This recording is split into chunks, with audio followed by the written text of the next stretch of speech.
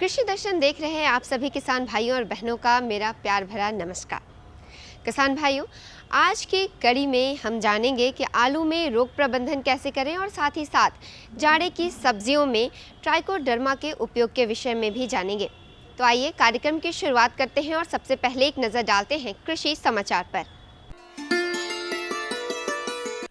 नमस्कार, खबरें खेती में आपका स्वागत है। मैं हूं रूपम। आइए एक नजर डालते आज क्या है खास कृषि समाचार में। फसल सहायता योजना के तहत फसल बीमा होगा निःशुल्क। गुलाब के उन्नत किस्मों से करे खेती, बढ़ेगा मुनाफा। हाइड्रोपोनिक विधि से खेती कर जावेद ने बनाई एक अलग पहचान। मौसम की बेरुखी से होने वाले फसलों की क्षति से हमारे किसान भाई अक्सर जूझते रहते हैं, लेकिन सरकार भी हमेशा किसानों की मुश्किलों के साथ खड़ी रहती है। इस बार भी प्राकृतिक आपदाओं से फसलों को होने वाले नुकसान से निजात दिलाने के लिए सूबे की सरकार ने फसल सहायता योजना वर्ष 2023 की शुरुआत की है। इस योजना के तहत किसानों द्वारा बोई गई फसल का निःशुल्क बीमा किया जाएगा। ऐसे तो फसल सहायता योजना रबी और खरीफ दोनों के लिए लागू होगा, लेकिन फिलहाल इसे रबी फसल के लिए लागू किया गया है, जिसके लिए किसान भाई ऑनलाइन आवेदन कर सकते हैं।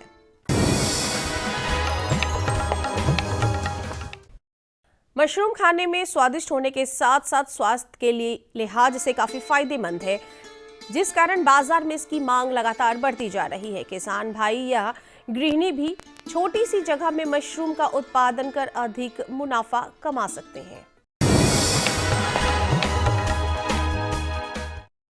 आलू की खेती के लिए बलुई मिट्टी बहुत अच्छी होती है, साथ ही भूमि में जल निकासी की भी अच्छी व्यवस्था होनी चाहिए।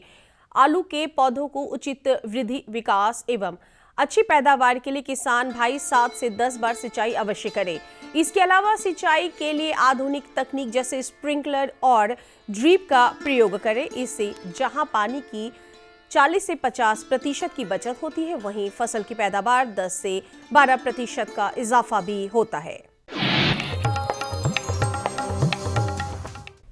फूलों की बात हो तो सबसे पहले गुलाब का नाम आता है, क्योंकि प्रकृति ने बेहद ही मनमोहक और खूबसूरत बनाया है।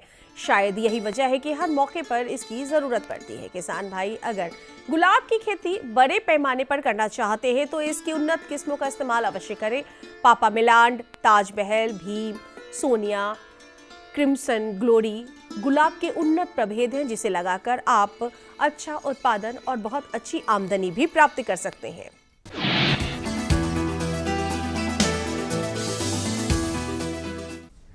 किसान भाइयों, धान कूटने या झाड़ने की मशीन कम लागत से तैयार किया गया एक ऐसा मशीन है जो कम समय में अधिक धान निकालता है। छोटे किसानों के लिए मशीन बहुत ही उपयोगी है। मोटर से चलने वाले इस मशीन की सहायता से किसान भाई धान झाड़ने में लगने वाली मजदूरी की लागत को कम कर सकते हैं।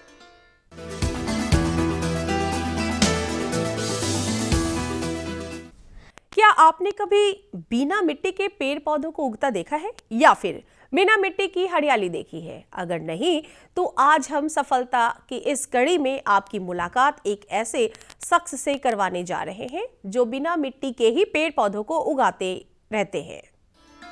बिना मिट्टी के खेती करने की तकनीक को हाइड्रोपोनिक कहते हैं। इसमें पानी की जरूरत पड़ती है। पटना के प्रगतिशील किसान जावेद आलम ने इस तकनीक की मदद से छोटा मोटा गार्डन तैयार कर लिया है। जावेद बताते हैं कि हाइड्रोपोनिक्स में रुचि के कारण उन्होंने नौकरी छोड़ दी। इसके बाद वह इस विधि के विकास पर काम करने लगे। नौकरी छोड़ने के बाद जावेद ने बायोफॉर्ट एम विकसित कर ली है। 1 मिलीलीटर बायोफॉर्ट एम को 1 लीटर पानी में मिलाकर घोल तैयार किया जाता है। घोल से 30 से 40 सेंटीमीटर तक लंबे पौधे को 1 साल तक पोषण मिलता रहता है। जावेद ने हाइड्रोपोनिक तकनीक को एक नया आयाम देने के लिए खुद से ही खास जैविक तैयार भी किया है। जैविक खाद कंकर, पत्थर के छोटे टुकड़े, रेत आदि से तैयार किया गया है। जावेद गमलों, बोतलों और बेकार सामानों को उपयोग में लाकर उनमें पौधा उगाते हैं। जावेद का मानना है कि इस विधि से पौधा उगाने से वातावरण में शुद्धता बरकरार रहती है। कमर्शियल आय के साधन के लिए, सब्जी उगाने के लिए ये खाली घर की छत हमारी है, उस छत पर ये हाइड्रोपोनिक विधि को लगा के पाइप में, और उसकी जो कहते हैं NFT method, nutrient flow system method से आप सब्जी के अलावा और सीजन में अब शोभाकार पौधों को लगा के सुंदरता और आय का साधन बना सकते हैं। और इस तरह से जो कि जगह खाली हमारी वो भी हरी भरी रहेगी और पूरा प्रकृति हमारा हरा भरा रहेगा, पर्यावरण हमारा स्वच्छ भी रहेगा। आइए अब एक नजर डालते हैं मंडी के ताजा भाव पर। आइए अब एक नजर डालते हैं राजधानी पटना के अंटाघाट सब्जी मंडी पर और जानते हैं आलू, प्याज और हरी सब्जियों के ताजा भाव।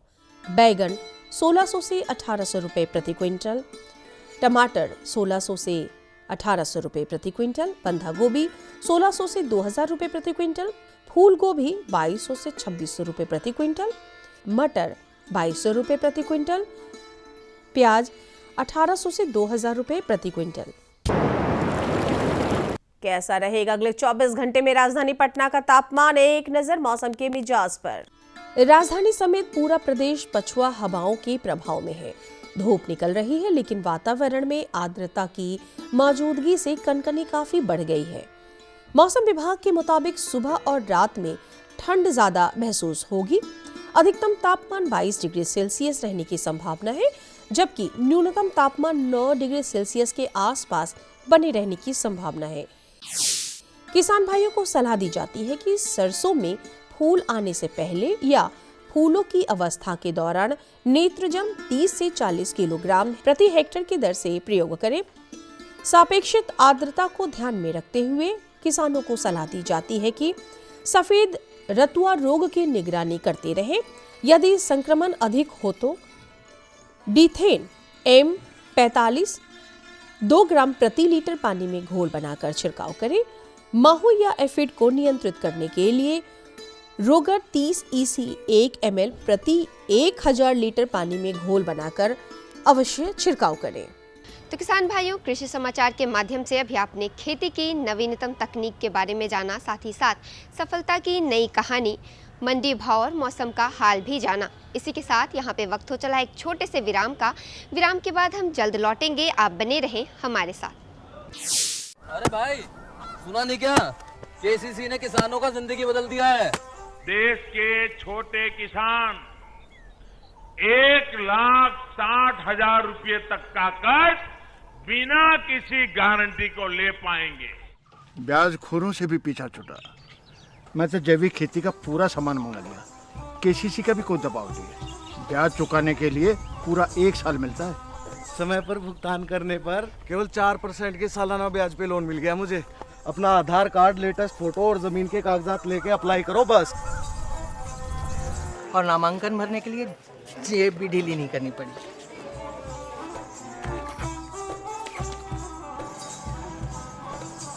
चाचा, उधार चुकाने के 24 घंटे के बाद उतने ही पैसे वापस निकाल सकते हैं। KCC ने किसानों की जिंदगी वाकई बदल दी है। तो आप भी किसान क्रेडिट कार्ड अपनाएं और सहजता से ऋण पाएं। विराम के बाद आपका एक बार फिर से स्वागत है आपके अपने कार्यक्रम कृषि दर्शन में। सब्जियों का राजा कहलाने वाले आलू की मांग सालों भर रहती है। इसकी अच्छी पैदावार आप किसान भाइयों की आमदनी बढ़ा सकती है। इसके लिए हमें बहुत से बातों पर विशेष ध्यान देने की ज़रूरत होती है, जिनमें से एक है रोगों का प्रबंधन। तो किसान भाइयों, आज हम जानेंगे आलू में रोग प्रबंधन कैसे करें और इसकी विस्तृत जानकारी हमें दे रहे हैं डॉक्टर रणधीर कुमार। नमस्कार किसान भाइयों, स्वागत है आप सभी का कृषि दर्शन कार्यक्रम में। किसान भाइयों, जैसा कि आप सभी जानते हैं, हम कृषि दर्शन कार्यक्रम में ऐसे विषय चुनकर लाते हैं जिससे आपको ज़्यादा से ज़्यादा लाभ प्राप्त हो सके। आज भी हमारे पास ऐसी ही आपके लिए जानकारी है जो काफ़ी लाभप्रद है। अभी जो मौसम है आलू की खेती के लिए आप आलू लगा चुके होंगे, लेकिन आलू हमारे सब्जी में प्रयोग की जाने वाली एक प्रमुख फसल है और रोग से ग्रसित हो जाने के बाद आलू का पैदावार बहुत ही ज़्यादा प्रभावित होता है। आज का विषय हमारा इसी पर केंद्रित है कि आलू में रोग प्रबंधन कैसे किया जाए, और इस खास विषय पर बातचीत करने के लिए हमारे साथ मौजूद हैं कृषि अनुसंधान संस्थान पटना में वरीय वैज्ञानिक डॉक्टर रणधीर कुमार सिंह। सर, कृषि दर्शन कार्यक्रम में आपका हार्दिक स्वागत है। नमस्कार सर, आलू की खेती में जो रोग प्रबंधन है वो हमारे किसान भाई किस तरह से करें ताकि ज़्यादा पैदावार प्राप्त हो सके? इस समय जो आलू खेत में है वो खास करके मुख्य सीजन और पछात किस्म के जो आलू हैं वही लगाए गए हैं। चौमास आलू जिसको बोलते हैं, चौमास या फिर पछेती किस्में। इसमें जो किस्में हैं मैं तो ये कहना चाहूँगा कि अभी जैसे बहुत तेज़ी से इस समय पाला, जैसा आपने कहा, पाला का बहुत बड़ा शिकायत आ रहा है किसान भाइयों के खेतों में, शुरुआत हो गया है। ये पछेती झुलसा है। पछेती झुलसा जो होता है फाइटोप्थोरा इन्फेस्टांस करके एक फफूंद है, फफूंद जनित बीमारी है ये। और ये जैसे ही एक खेत में आएगा और धीरे धीरे करके जैसे पछुआ हवा या पूर्वा हवा चलेगा, हवा के हिसाब से, रुख के हिसाब से इसके स्पोर्स जो है हवा से मिल करके और ये दूसरे खेतों में प्रवाहित हो जाते हैं और आसपास में पूरा इलाका का इलाका, पूरा खेत बहियार पूरा जो है इस बीमारी से ग्रसित हो जाता है और पूरे फसल बर्बाद होते हैं। इस रोग का लक्षण आप देखना चाहें तो इसमें देखिएगा, पत्तियां जो होती हैं, गोल पत्तियां, इसकी पिन्नेटिव फील्ड लीफ होता है।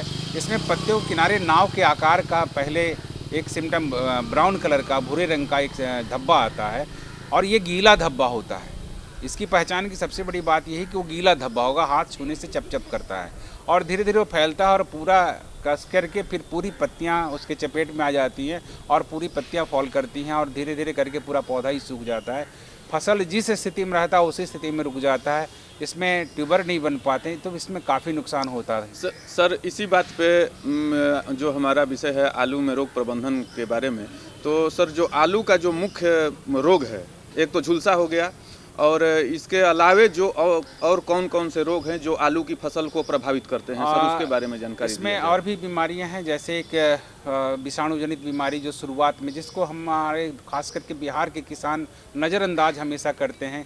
देखते होंगे खेत में आलू का हाइट जो है जिग जैग होता है, यानी कुछ बड़े हो गए, कुछ छोटे रह गए, पत्तियां रोल हो जाती हैं। तो ये 7 तरह के विषाणु इसमें आलू में होते हैं जो हमारे फसल को बुरी तरह प्रभावित करते हैं और इसका उपाय एक ही है, उपचार होता है कि शुरुआत में बीज उपचार करके लगाएं। बीज हमेशा अच्छे सोर्स से खरीदें, किसी सरकारी संस्थान या फिर जहां पर रजिस्टर्ड फार्मर है वहां से बीज खरीदिए। तीसरा इसमें है कि आप वेक्टर्स, जो इसके वाहक कीट हैं, विषाणु चूँकि अपने से नहीं फैलता, इसको कोई ना कोई कीट फैलाता है, तो इंसेक्टिसाइड का यानी कीटनाशी दवा का शुरुआत में छिड़काव करें। यदि आप जैविक खेती करते हैं तो नीम और करंज का तेल का आप 3 से 4 ml प्रति लीटर पानी में घोल करके छिड़काव कर सकते हैं। और बाज़ार में बहुत सारे नीम उत्पाद हैं, उनका भी छिड़काव आप कर सकते हैं। और मुख्य रूप से खास करके जो वेक्टर्स हैं, ज़्यादातर वाइट फ्लाइज और लाही होता है, इनको कंट्रोल करने के लिए इमिडाक्लोप्रिड और या फिर बाज़ार में इमिडा प्लस एसीफेट मिला हुआ दवाई उपलब्ध है।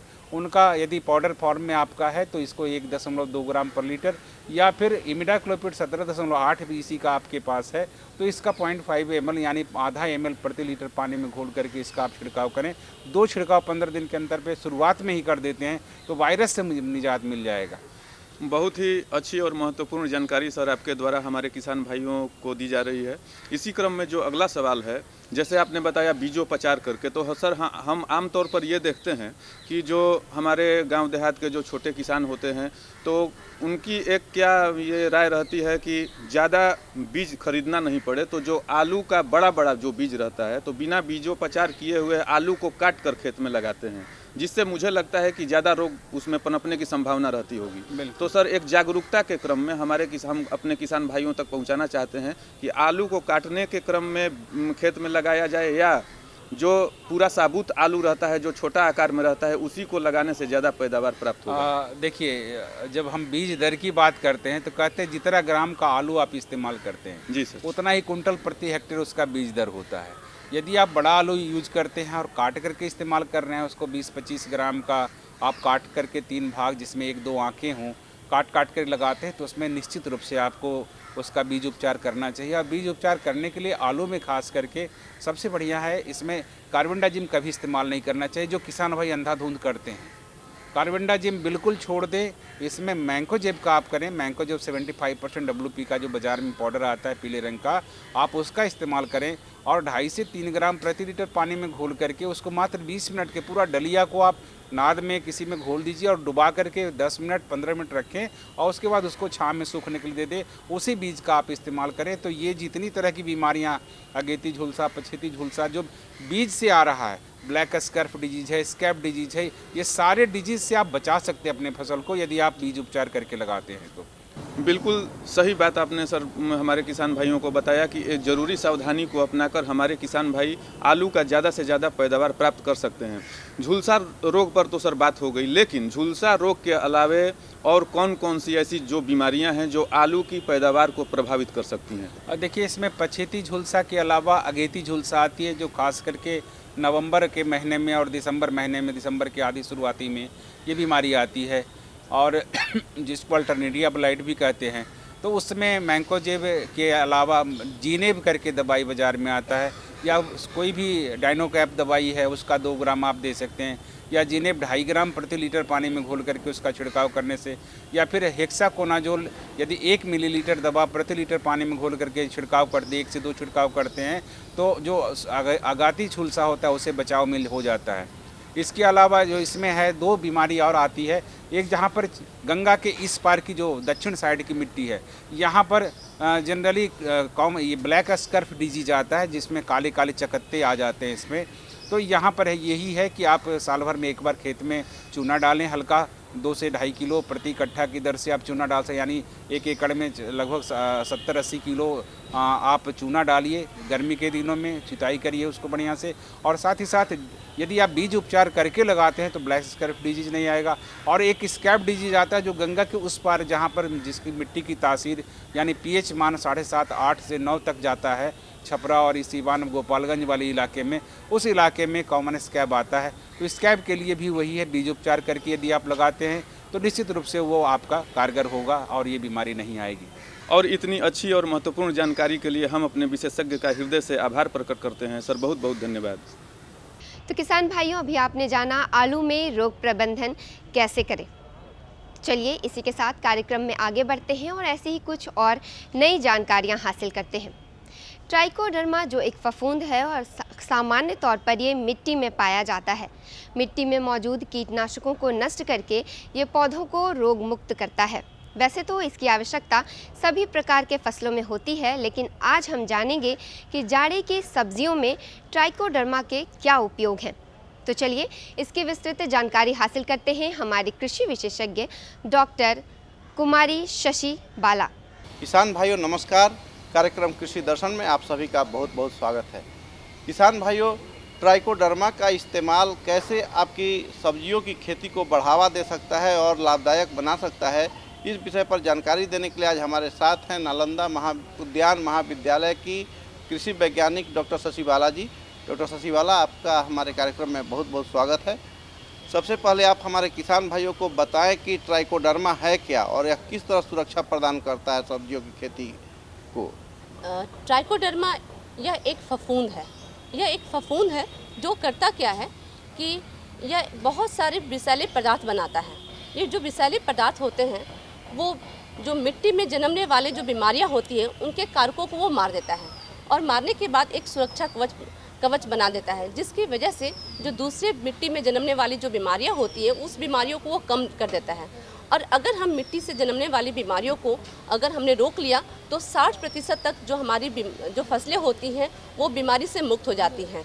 तो उस कदम में हम ट्राइकोडर्मा का इस्तेमाल करते हैं। ट्राइकोडर्मा का हम इस्तेमाल जैविक खेती के लिए भी करते हैं, क्योंकि आए दिन जिस तरह से रासायनिक फफूंदनाशी या कीटनाशियों का या फिर रासायनिक उर्वरकों का जो हम इस्तेमाल करते हैं वो आए दिन उनके विषैले कारकों की वजह से जो प्रदूषण है वो बढ़ता ही जा रहा है। तो इस कदम में रासायनिक फफूंदनाशी को हटाने के लिए हम ट्राइकोडर्मा का इस्तेमाल कर सकते हैं। ट्राइकोडर्मा की बहुत सारी प्रजातियां होती हैं, जैसे ट्राइकोडर्मिन हो गया, ट्राइकोविरिडिन हो गया, ट्राइकोडर्मा हर्जेनियम हो गया। ये सारे विषैले पदार्थ बनाते हैं जो 2 तरीके से जो बीमारी पैदा करने वाले कारक होते हैं उस पर ये काम करते हैं।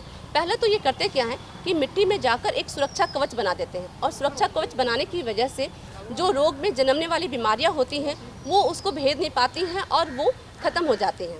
और दूसरा क्या करते हैं, ये जो ट्राइकोडर्मा है, ये ट्राइकोडर्मा बीटा ग्लूकोकाइटिनेज नाम का एक रासायनिक तत्व छोड़ता है, जिसकी वजह से जो बीमारी पैदा करने वाले जो जीव होते हैं उनकी जो कोशिका भित्ति होती है उस कोशिका भित्ति को वो गिरा देते हैं और उसको वो अपने खाने के रूप में इस्तेमाल कर लेते हैं, जिसकी वजह से जो बीमारी के कारक होते हैं वो ख़त्म हो जाते हैं। और साथ ही साथ ट्राइकोडर्मा करता क्या है कि मिट्टी में जो उपलब्ध जो पोषक तत्व हैं जैसे फास्फोरस है, नाइट्रोजन है, कार्बन है, इन सबको भी वह उपलब्ध कराता है, जिसकी वजह से जो पौधे हैं ये उन पोषक तत्वों को आराम से अवशोषित कर लेते हैं और जिसकी वजह से पौधों का जो वृद्धि होता है वो बहुत ही अच्छे तरीके से होता है। जी, बहुत अच्छी जानकारी दी ट्राइकोडर्मा के बारे में मैडम आपने। क्योंकि जाड़े की सब्जियों में इनका इस्तेमाल करना है तो किसान भाई किन किन सब्जियों में इसका इस्तेमाल कर सकते हैं? देखिए, जाड़ों में मुख्यतः आलू लगाया जाता है, फूल गोभी लगाया जाता है, पत्ता गोभी हो गया, ब्रोकली हो गया, गाजर हो गया, फिर शिमला मिर्च हो गए, पालक हो गया, टमाटर हो गया, ये सारी सब्जियां लगाई जाती हैं। तो इन सब्जियों में हम ट्राइकोडर्मा का इस्तेमाल बखूबी कर सकते हैं। चूँकि ट्राइकोडर्मा के बारे में बहुत अच्छी जानकारी दी, यह लाभदायक भी हो सकता है, तो हमारे किसान भाई इसका इस्तेमाल कैसे करेंगे ताकि उनको ज़्यादा से ज़्यादा फायदा पहुँचे? देखिए, ट्राइकोडर्मा का इस्तेमाल जो है हम ये निर्भर करता है कि हम क्या चीज़ लगाना चाहते हैं। अगर हम बीज से पौधे को लगा रहे हैं तो बीज के लिए हम बीज का उपचार करते हैं। बीज उपचार करने के लिए ट्राइकोडर्मा पाउडर जो होता है 5 से 10 ग्राम हम इस्तेमाल करते हैं, उसको बीज में मिला के अच्छे से और उसको छायादार जगह पे सुखा लेते हैं और फिर इसके बाद उपाय कर देते हैं। ध्यान यह रखना है कि जो ट्राइकोडर्मा पाउडर है उस ट्राइकोडर्मा के पाउडर में जो 1 ग्राम का पाउडर है उसमें कम से कम 2 लाख जो ट्राइकोडर्मा जो जीव है वो होना चाहिए। और साथ ही साथ हम ये भी ध्यान रखते हैं कि अगर बीज छोटे हों तो छोटे बीज के लिए हम 5 ग्राम और अगर बड़े बीज हों तो बड़े बीज के लिए हम 10 ग्राम ट्राइकोडर्मा पाउडर का इस्तेमाल करते हैं। दूसरा तरीका है इस्तेमाल करने का, हम सीड प्राइमिंग कर सकते हैं।